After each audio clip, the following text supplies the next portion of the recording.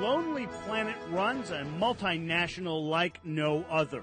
The world's biggest publisher of travel books takes on the digital threat. And meet the guy who lends money to the money men. Comerica Bank's Jerry Iwata with hundreds of millions ready to go. My team of reporters this week, the BBC's Maggie Shields and John Swartz of USA Today, this week on Press Here. Good morning, everyone. I'm Scott McGrew. The publishing world, ink on paper, has been under attack from technology for many years now. And some print-based companies have figured out if they are to survive, the best strategy may be to hurry the process along. The Wall Street Journal has figured that out, publishing its content to the web, but putting much of it behind a paywall. Content that subscribers are willing to pay for. Bookseller Amazon.com sells more Kindle ebook readers than any other single product. Travel book publisher Lonely Planet has really diversified, offering its unique knowledge of the world not just on paper, but on the web, on iPad, through TV shows, what the industry calls cross-media. To be sure, the profits are still in books, but the growth, Lonely Planet CEO Matt Goldberg says, is in digital. From putting guidebooks on Kindle to adding virtual reality tours on mobile devices. Matt Goldberg is CEO of Lonely Planet. Before taking that job, he was head of digital strategy at Dow Jones, joined by John Swartz of USA Today, Maggie Shields of the BBC. And Matt, this is where we normally launch into our questions, but we got to put the brakes on for 1 minute. And that is, out of pure coincidence, Lonely Planet's largest owner is the BBC. So let's get this. I'm going to turn to Maggie Shields for the first question. Maggie, explain the BBC to American viewers and its structure so that we understand your relationship before we get this started. Okay, so the BBC is a crazy but fantastic organisation. It's paid for by public money through something called the licence fee. There's no government involvement except to say that the government can set the licence fee and eventually actually get rid of it. Big debate going on there in the UK. There's a commercial arm of the BBC as well, which is where Matt comes in with BBC Worldwide, where they'll take BBC content and sell it and make investments and all that kind of stuff. And they have made much more investments in the publishing world over the last few years. But myself as a journalist has nothing to do with Matt and the mission of the BBC. You don't see each other at Christmas parties. No, not at all. Yes. And the mission of the BBC is to present news and information to people fair and balanced. I know Fox has hijacked that phrase. And also you have the World Service, where money is given to World Service Radio so that people can have information regardless of class, colour, creed, social standing. So you are a journalist first and a co-worker second. Yes. All right.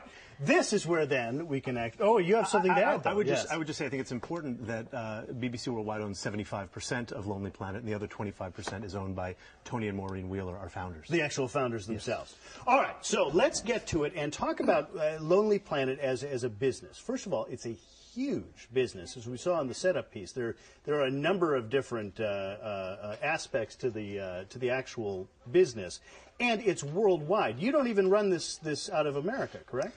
Our world headquarters is in Melbourne, Australia. We also have offices here in the Bay Area, in Oakland and London, and then we have a few people who are in a couple of other cities like Los Angeles and New York. What is it? That is a true multinational. How is it running a worldwide business out of Melbourne? Well, we are a global, and I like to say we're probably the world's smallest truly global company, which gives us some advantages but also some challenges.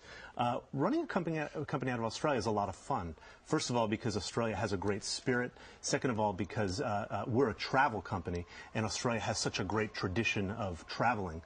But third of all, because my day starts in the morning where I make a phone call usually to the East Coast of the United States. I then sort of move west as the sun goes down on the east and talk to the West Coast. Then my day gets going in Australia, and I know that at the end of the day, London's waking up, so I have a chance to work with them. So the sun never really does set. It also sounds like you have to work 24 hours a day. Yeah. You know, it's something I really enjoy doing, and we're passionate about our opportunities, so we have a lot of fun with it. Is there a point when you are moving to digital I was a bit surprised by how much is moving to digital, because when I think of Lonely Planet, I think of the thing in my hip pocket, not an iPad, because if I am out in Burma somewhere or wherever and I run out of batteries on my iPad, I don't want my Lonely Planet content digital. Why so much of an orientation towards digital? Well, let me first say that I think your point is absolutely correct. We recognize that each platform has its own unique use cases and advantages, and we're really committed to the book. Remember, the book is over half a millennium old as a technology, and technologies that endure that long, we shouldn't be very quick to short them and their future. So we're committed to the book, and we think that the future of the book is bright. It's about the way that the form factors change. It's about the way that the physical product integrates with digital products. And it's the way that we as publishers curate the experience and sit between content producers and consumers to offer a really unique dialogue and set of services around particular topics like travel. So does the future of other media also apply? Now, I'm speaking as a newspaper reporter or in an industry that's basically become a dinosaur. Yeah. I mean, I'm looking at, for instance, let's mention iPad. We see these applications from our USA Today, New York Times. Maybe it's off the beaten track, but I'm wondering, for my own personal edification, what happens moving forward? I mean, how do we see a revenue stream maybe through iPad? Is it? Well, obviously the digital future is incredibly bright, and we're a little bit different than other publishing companies because we don't think of ourselves as constrained by a publishing model. We think of ourselves as a cross-media sort of information and services company serving travelers. And if you look at our revenues, certainly the majority of the revenue still comes from the core side of the business, which is traditional publishing. But we've seen the growth on the emerging side, which is largely digital, really come on strong. So before I arrived, we did about 15% of our revenue from these emerging businesses.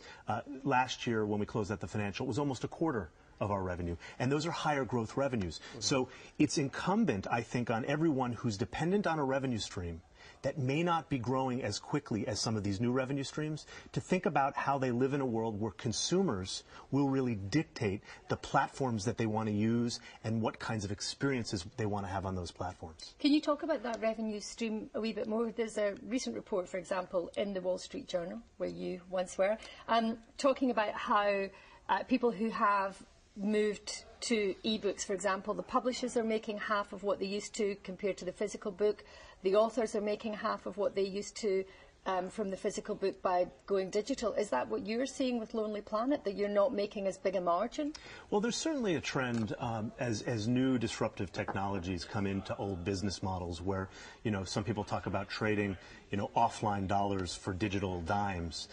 And certainly that's a trend that we've seen just like anybody else. But what I would say is that we're still learning about pricing models. But are you still selling as many books then, so you can afford to, those digital dimes are okay? You can live with that at the moment because you're making lots of dollars on the books. We are. You know, the travel guide book business has seen a decline along with the economic downturn, but it is a very profitable part of our business. Do you think you're getting sampling from the digital side? I mean, if I'm going to Chicago and I type in Chicago, I don't know, just for no good reason, type in Chicago into an app search, and I get, oh, the Lonely Planet, never heard of them. And do you think you're getting sampling from people that you wouldn't have otherwise? Absolutely. And to your point about cannibalization, and I'll tie them both together in this answer, you know, one of the lessons we learned was if you are authentic in the way you serve customers, which we think that we are, you can get the digital opportunity to actually drive your business and not cannibalize. And the example is when the volcano went off in Ireland, we chose to serve those who had gotten stuck by freeing up our apps, which were selling very well, thank you very much. The volcano in Iceland. The volcano in Iceland. We freed them up, and what we saw in 4 days was 4 million downloads of those free people apps. Who all of a sudden really needed to know where to find a hotel because they were in Ireland, places potentially where they were stuck. Or they were stuck and they wanted to experience the world around them, which is what we allow them to do. What happened then was it didn't cannibalize either our print business or even our app business. What happened was people discovered us for the first time, and then they wanted to see, and they liked the products, and they wanted to see what else we offered. So our revenue in the App Store where you would have expected cannibalization actually wound up going up and started setting a new sort of base level of revenue on a daily run rate for us. So that was a terrific, and by the way, not a marketing opportunity. It was we wanted to do something for travelers who were stuck. Matt Goldberg is the CEO of Lonely Planet. We'll talk more with Matt in just a moment.